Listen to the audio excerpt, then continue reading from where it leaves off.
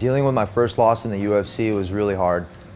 Going through the fight, going back into round two, it was just starting to get warmed up.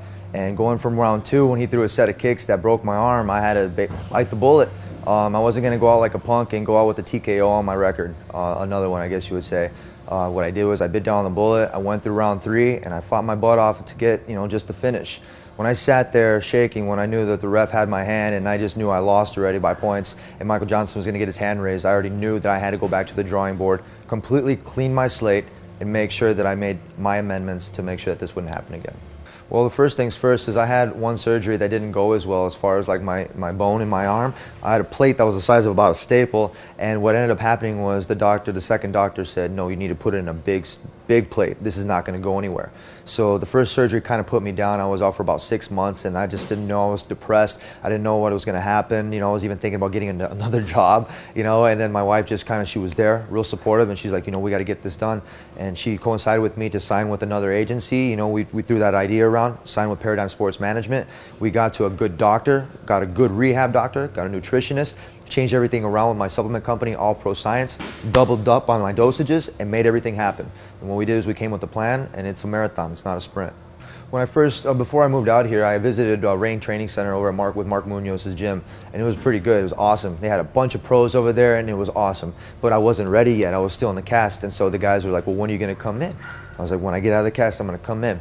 I go to Dr. Kessler's office over there, getting my rehab done, making sure my hand's getting stronger, making sure that I'm staying focused, they're taking good care of me. Well, one of my good buddies, Rob Najjar, ended up telling me, he's like, hey, we're going to take you over to 10th Planet. He's like, your arm looks like it's getting strong enough. We're going to bring you with a good set of guys, and what we're going to do is we're going to, build you in there, and they're not going to hurt you. They're going to do everything great.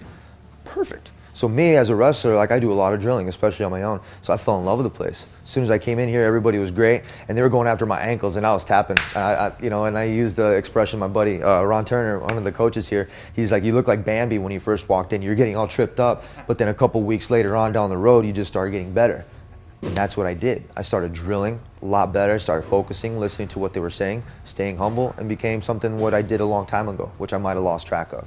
So I started refocusing. I got Mike Rio, UFC 166 in Houston, Texas. It's going to be awesome. You have the Cain Velasquez card, highlighting that, so I don't even know who he's fighting. I'm just kidding, Junior Dos Santos.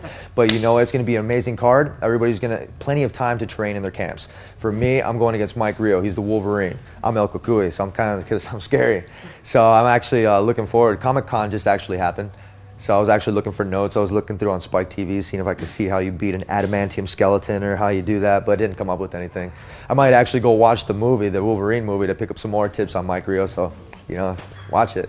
But other than that, what I'm going to do is, I'm not going to look for anything outside the box. I'm going to keep training the way I'm training. Step by step, I'm getting better. Conditioning, cardio, strength training is immense. No more injury. I don't even know what the injury is. It's gone. It's done. I'm not looking at it as a crutch. I'm using it as a strength. Obviously, you want that W, but for me, I want everybody to be more impressed with my new fighting style that's going to come out much more aggressive, much more unorthodox. My hand's going to come out raised because I'm going to work hard inside the practice room, and when I go out there, it's not going to be any nerves. What's going to happen is the more natural thing, and it's going to come out just like I did when I knocked out Ramsey. Hate to say it like that, but it was more focused. I came out, I threw my punches, and it just happened. It wasn't like I tried to do anything. I didn't listen to anybody and go and have fun for 3 rounds or anything like that. In wrestling, what I used to do is my dad used to get mad at me. He used to spend about 30 seconds on the mat and have 4 matches.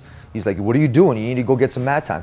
No, I was going out there for the W. This is what I'm doing. Mike Rio better watch out because I'm going out there. I'm going for that fastest pin, but it's going to be either a knockout or submission.